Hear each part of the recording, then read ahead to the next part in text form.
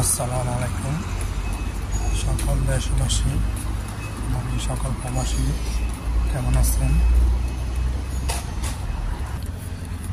যার একটা কন্যা সন্তান হয়েছে আজকে 19 দিনের দিন ভোর 7টা বাজে মৃত্যু হয়ে গেছে।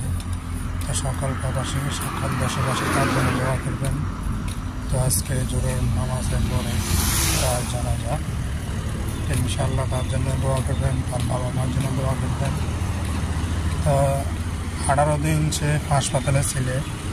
তার চিকিৎসায় অবহেলায় তারা গরিব টাকা পয়সার কারণে তাকে বাচ্চাকে হাসপাতালে রিলিজ করতে পারে নাই। যা কালকে বিকেলবেলা রিলিজ